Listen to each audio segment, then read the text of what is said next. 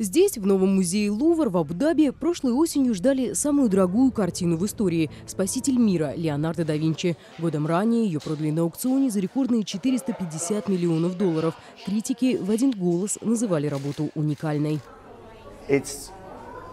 Это работа, созданная около 1500 года на пике творческой зрелости Леонардо да Винчи. Но это не просто изображение Иисуса Христа.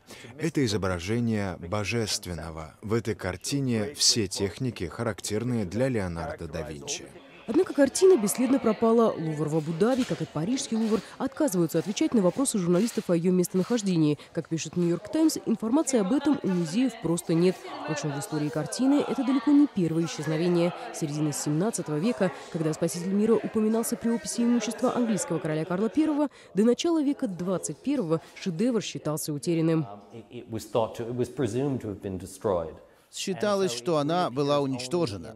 И когда она, покрытая слоем краски так, что нельзя было даже разглядеть качество оригинального изображения, вновь появилась в 2005 году на распродаже небольшой усадьбы в Америке, ее купили очень умные и очень удачливые дилеры, которые затем очистили картину, удалили старую краску и обнаружили под ней Леонардо.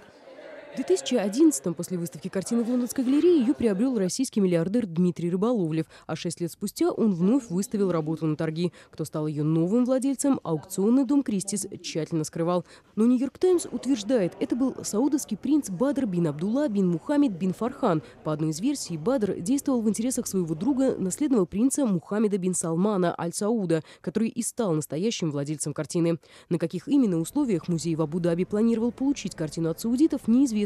Хотя наследный принц Абу-Даби также близко дружит с наследником саудовского престола. Впрочем, судьбу картины ни саудовские, ни эмиратские власти не комментируют.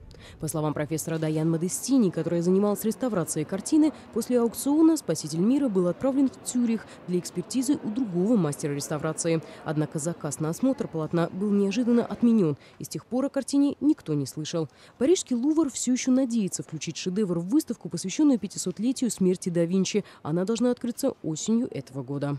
Екатерина Бучнева, «Настоящее время».